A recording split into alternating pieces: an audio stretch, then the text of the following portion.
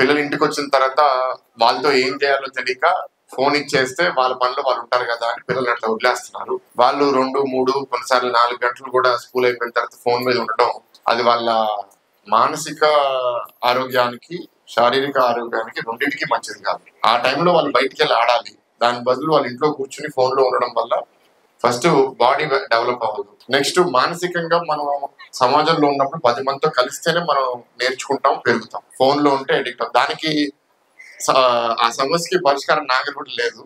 కానీ మా ఇంట్లో ఏంటి అంటే మా అబ్బాయికి ఇప్పుడు తన వయసు 7 సంవత్సరాలు, ఇప్పుడే ఫస్ట్ క్లాస్ లో ఉన్నాడు. తనకి రోజుకి ఫోన్ 5 నిమిషాల కన్నా ఇవ్వం.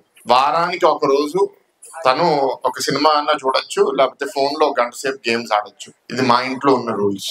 ఇట్లాగే ఇంకో 5-6 సంవత్సరాలు లాగడానికి ప్రయత్నిస్తాము.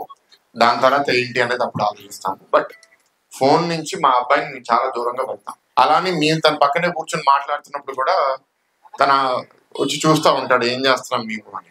సో అప్పుడు నేను తనకు చూపిస్తాను, నేను దీంట్లో నీలాగా ఆడట్లేదు, సినిమాలు చూడట్లేదురా, ఇప్పుడు నా పని అంతా ఫోన్ లోకి వచ్చింది, అందరు నాకు మెసేజ్ చేస్తారు, నేను దానికి రిప్లై చేయాలని చూపిస్తే సరే నేను ఆడుకోవట్లేదు, పని చేస్తానని వాడికి అర్థమైంది.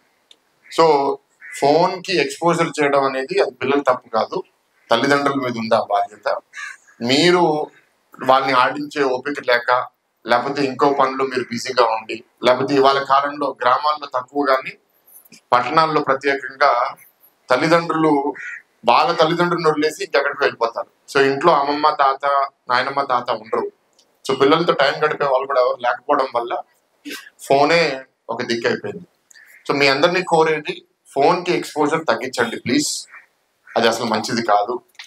క్లాస్ రూమ్ లో ఏదన్నా రేపు ఒక ఐప్యాడ్, టాబ్లెట్ వచ్చి దాని ద్వారా వాళ్ళు నేర్పిస్తే పర్వాలేదు, కానీ అది మళ్ళీ ఇంటికి తీసుకొచ్చి దాని మీద కాలక్షేపం చేయడానికి అలవాటు చేస్తే ఇదిగోండి పిల్లలు మీ ఫ్యూచరే పాడవుతుంది. మీ అందరికీ చెప్తున్నా, ఇవాళ ఫోన్ ఎట్లాంటిది అంటే చాక్లెట్ లాంటిది. చాక్లెట్ అంటే ఇష్టమైనా చాక్లెట్ తినాలనిపిస్తుంది, ముందు పెడితే కాదనలేం, కానీ అది తింటూ పోతే ఇవి నాలుగు లావ్ అవుతాం. సో ఇట్స్ వ్యాలిడ్ పాయింట్, కానీ బాధ్యత తల్లిదండ్రుల మీద ఉంది. ఎందుకంటే స్కూల్లో వాళ్ళు ఉండేది రోజుకి 6 గంటలు 7 గంటలు, మిగతా టైం అంతా మీ దగ్గరే ఉంటారు. అది మీకు కష్టమైనా సరే ఫోన్ ఎట్లా తగ్గించాలి, జీరో చేయలేము, జీరో చేయడం కష్టం, ఎట్లా తగ్గించాలనేది కొంత ఆలోచించండి.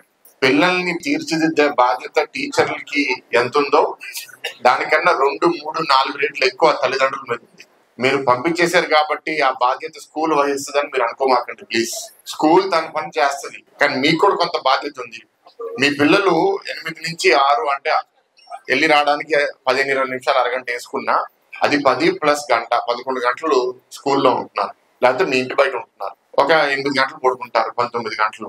ఒక గంట సేపు టాయిలెట్, తినడం అన్ని తీసేస్తే 20 గంటలు. అంటే మీరు వాళ్ళతో స్పెండ్ చేయాల్సిన టైం 4 గంటలే రోజుకి. ఆ 4 గంటలు కూడా మేము స్పెండ్ చేయలేకపోతున్నాము, అది కూడా స్కూల్లో పెట్టేయండి అంటే అది నేను తప్పుగా భావిస్తాను. మీ బాధ్యత ఏంటి, మీ పాత్ర ఏంటి? మీరు ఆ 4 గంటల్లో మీ విలువలు, మీ పనితీరు, మీ ఆలోచనలు కూడా పిల్లలకి తెలవాలి కదా. సో అది మీరు స్పెండ్ చేయాలని నేను భావిస్తాను. అసలు 6 కూడా ఎక్కువగా నేను అంటాను. నేనైతే నన్ను అడిగితే అది 4 చేసామని అడిగేవాడిని, కానీ 6గా ఉంది కాబట్టి మీరు హ్యాపీగా ఉండాలని అనుకుంటున్నాను. ఇప్పుడు పిల్లలందరికీ చెప్పేది, టీచర్లు కూడా చెప్పేది ఏంటంటే, మార్క్స్ సమాజంలో చాలా విలువ పెరిగిపోయింది, కానీ ఈ మారే కాలంలో మార్క్స్ కి పెద్ద విలువ లేదు. పిల్లలు పాస్ అవుతున్నారా, లేకపోతే ఇంత మార్క్స్ వచ్చినాయా అనేది మీరు దాని మీద కొంతవరకు దృష్టి పెట్టండి, అవసరం. కానీ దాన్ని మించి అదే సర్వస్వం, అదే జీవితం అనేది ఎవరు ఆలోచించుకోకండి.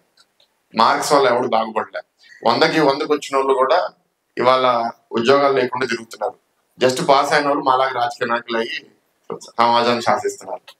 సో మీకు చెప్పేది ఏంటి అంటే, ఎవరు నేర్చుకుంటారు, ఎవరు కష్టపడి పని చేస్తారు వాళ్ళే జీవితంలో పైకి వస్తారు. పిల్లలు మీకు కూడా అందరికి చెప్తున్నా, మీరు స్కూల్కి వెళ్ళినప్పుడు మీరు ఏం నేర్చుకుంటున్నారు, మీరు నేర్చుకున్న దానికి మీకు బయట జీవితంలో మీకు ఎట్లా అది పనికి వస్తుంది అట్లా ఆలోచించండి తప్ప, ఇది నేర్చుకుంటే నాకు ఇంత మార్క్స్ వస్తాయి అనే ఆలోచన కుదిరినంత వరకు మీలో తగ్గించుకోండి.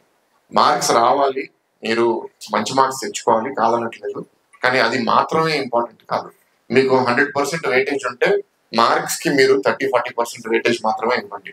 మిగతా 60-70% మీరు రోజు బయటికి వెళ్ళి ఆడుకుంటున్నారా లేదా, ఫ్రెండ్స్ చేసుకుంటున్నారా లేదా, నేర్చుకుంటున్నారా లేదా, ఇట్లాంటి విషయాల మీద కొంచెం దృష్టి పెట్టాలని పిల్లలకి, తల్లిదండ్రులకి, టీచర్లని అందరినీ నేను కోరుతున్నాను. మీరు 10వ తరగతి దాకా మీకు ఒక మంచి స్కూల్ ఇక్కడ ఉండడం నేను మీ అదృష్టంగా నేను భావిస్తున్నాను. ఎందుకంటే అన్ని దగ్గరలో ఇట్లా లేవు. కొన్ని మండలాల్లో మంచి హై స్కూల్స్ లేవు. సో దాన్ని మీరు సద్వినియోగం చేసుకుని ప్రభుత్వం ద్వారా మీకు వచ్చే కొన్ని పథకాలు ఉంటే మీరు పనిచేసి కొంచెం సంపాదిస్తే అది కూడబెట్టుకుని పిల్లల్ని 11th and 12th మాత్రం చదివించండి. ఎందుకంటే ఇంటర్మీడియట్ మీరు చదివించిన తర్వాత మళ్ళీ ఫీ రీయింబర్స్మెంట్ ద్వారా వాళ్ళు కాలేజ్కి వెళ్ళగలుగుతారు.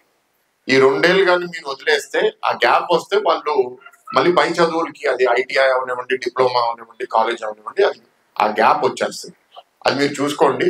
జూనియర్ కాలేజ్ తీసుకుని రావడం అనేది ఇప్పుడు 3 దగ్గర ఆల్రెడీ మంత్రి గారికి రిక్వెస్ట్ చేయడం జరిగింది. ఆయన కూడా ఇదే అంటున్నారు. ఏంటంటే చాలా దగ్గరలో అసలు 500 పిల్లలు ఉండాల్సిన దగ్గర 100, 150 కూడా లేరు. సో అది ఎట్లా బిల్డ్ చేయాలనేది ఫస్ట్ ఆలోచిస్తారు ఆయన.